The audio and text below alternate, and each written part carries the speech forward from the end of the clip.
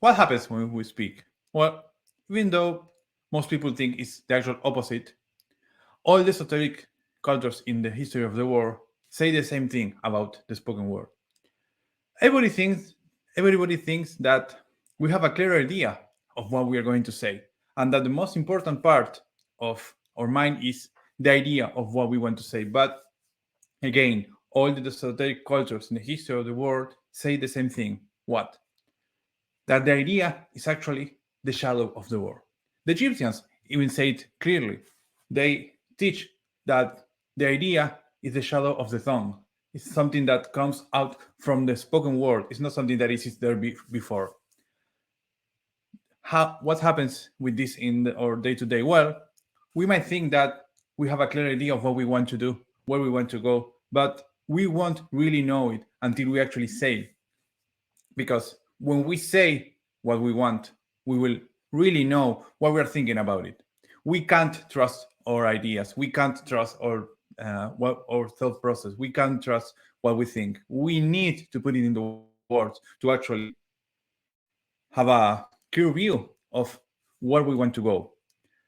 Most importantly, we will start seeing in our day-to-day lives while we try to say what we want to do and while we try to go to where we want to go, we will see in our everyday lives that if we don't pay attention to what we say, we will end up going to the place we say we're going to go, not where we think we're going to go. Let's think a simple idea. If we say a taxi driver that we want to go to some place, but we were thinking of something different. If we made a mistake on the address, we say to the cab driver, he will take us to the place we say him where we want to go, not to where we were thinking about it. And in the process, like in our everyday lives, we will see signs that we are going to some very different, and we won't understand why until we really hear what we say to the cab driver.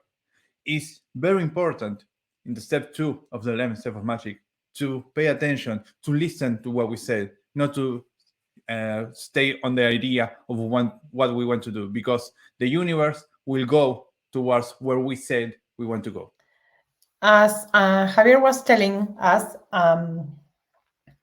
step 2 is all about the word, the spoken word. And what I mean about spoken word, I don't mean that, I don't know, mute people can apply these teachings we are talking about. Of course they can. But we say spoken word to differentiate it from ideas. As Javier has explained with the example of the cab, is very clear. It becomes very clear. The taxi driver won't take you to where you are thinking, but he's going to take you to the place you told him to go. So, can the spoken word be chaotic if we want to use it to put the word in order?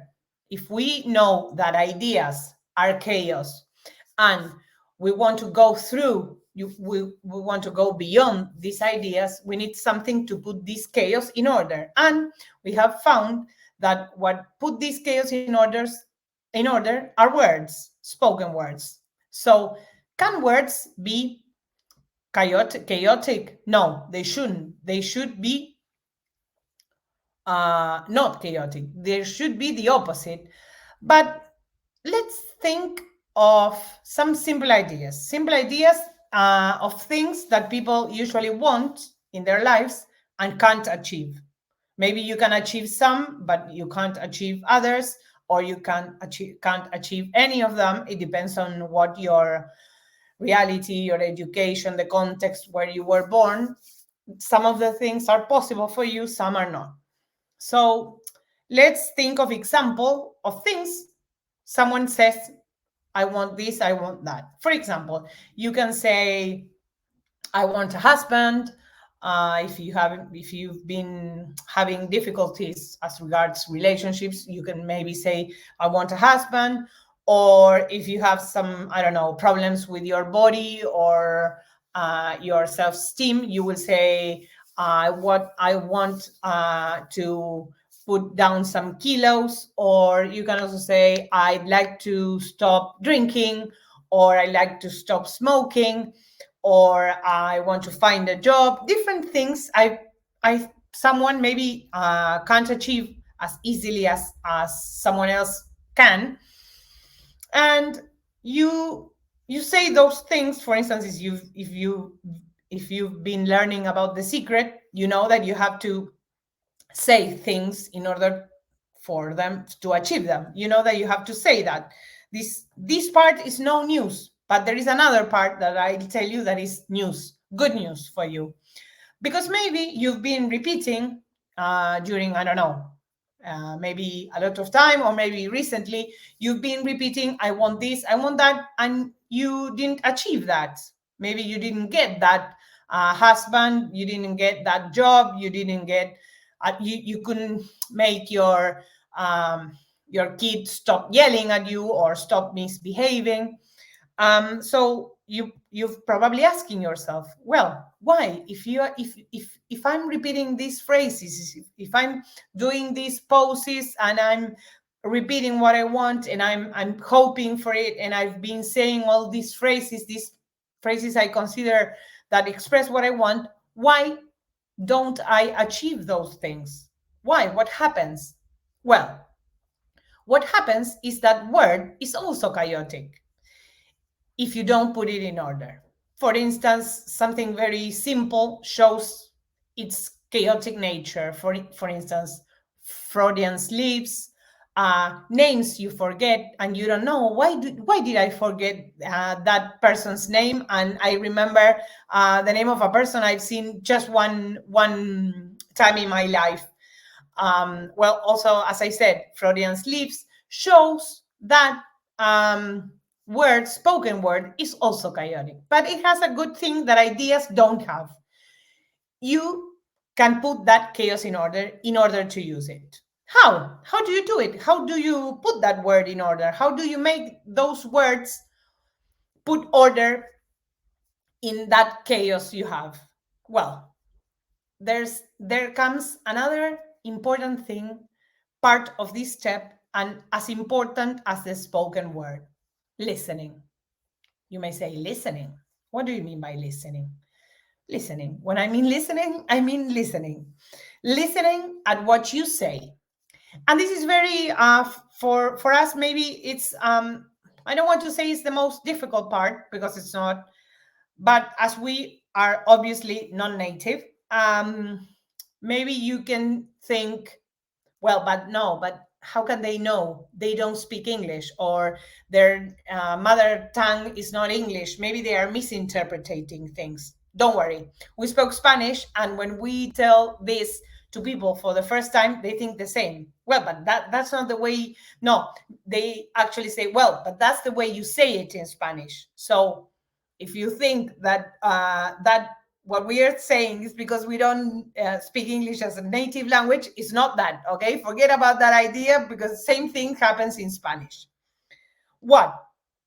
Well, for instance, if you say, I want a husband, and you have an idea, you say that phrase, but you have an idea in your head, and that makes you say that phrase. What do you want? You want a boyfriend, and you want to get married, and I don't know, maybe have kids or not, or go on a trip with your husband. I don't know. But if you say, I want a husband, and what are you saying? If you want a husband, what is, if you define a husband, go and look for it on the dictionary. If you go and look husband in the dictionary, what are you saying? A husband is a man who has been married, who is married. If not, he's not a husband. So while you think in your idea that you are saying the correct phrase, and you're telling the universe what you really, really want, you realize, no, that's not what I want. I want a person.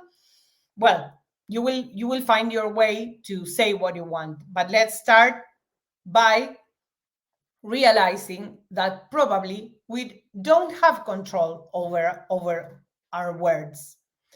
We don't have control over them. As for instance, I'm going to look for a job. You can be the whole time looking for a job, but finding it's very, very different. It's another thing. Looking for a job is doing a lot of things but never getting it. Or all the stops. I want to stop smoking, I want to stop drinking, I want my kid to stop misbehaving. How do you need to be? What is the previous state of stop drinking? If you need to stop drinking, you need a previous statement, which is drink. You understand that? Maybe I'm making it a little bit complicated, as I said. Of course, English is not my native language, and it's maybe difficult to understand this part, but you can perfectly tell what I mean. If you say, I want to stop smoking, it's because you smoke. So if you keep telling the world, telling the universe, you want to stop smoking, you're also asking for smoking. You understand? So, first important thing, spoken word. Second important thing, listening to this spoken word, because behind what you say is chaos. The word and the spoken word helps you put chaos in order, but words themselves are chaotic. That's why you need to put them in order through listening. So, as Caro was telling us just recently, listening is actually one of the main keys in order to delve into the deepness of step number 2. Listen to the spoken word, which is what we have been just learning about. And actually, there have been movements, social movements around the world that confirm that society actually needs to listen more and more. It's becoming more and more necessary to learn to listen. And there have actually been streams of thought that teach about, for instance, active listening. What is the problem? The problem is that those streams of thought, those schools of thought, reduce that active listening to the field of business. They think it's simply a matter of a business skill, and it's basically just nodding when you're being talked to and saying, aha, I understand, or asking questions, or repeating the information to confirm that you have understood the ideas of the person that you're talking to, etc., etc. That's just a matter of behavior. That's not the actual power of listening that the teaching, the method of magic, teaches us about. Caro was explaining some examples, very concrete, specific examples of and about what we think and what we consider that actual listening, that actual methodical listening is about. So, for instance, you're trying to put your ideas into words. You're talking about the result that you want to achieve. And then you suddenly say, well, one of the examples she mentioned is I want to stop smoking. Many people currently are in the middle of several problems, sickness, illness, because disease, because that smoking problem. And they say, okay, so I want to stop smoking. But the thing is that we have to listen to what we are actually naming when we say what we want to achieve. To stop doing something, you have to actually be doing it earlier. And that's the thing that's the message that you are actually telling your world. You have to tell your universe what you want, what you really, really want. The Spice Girls were actually right in that regard. You have to, I'll tell you what I want, what I really, really want. But the thing is that we need the second half of about that. I'll tell you what I want, what I really, really want, and I listen to myself telling you what I want, what I really, really want. If we don't connect those two parts, then it won't work. even if you apply these sort of behaviors about active listening, to be actively listening, you have to activate both what you think saying and what you're actually saying, paying attention to that. If you don't connect those two poles, you're not actively listening, because where you think that you don't have to listen, for instance, when I say something as simple as, I want to stop, I want you to stop yelling at me. I want you to stop yelling at me. I'm saying that in order to stop, you have to be yelling at me first. If we don't pay attention to those two poles, then we're not actually actively listening to what we are saying and what other people are saying.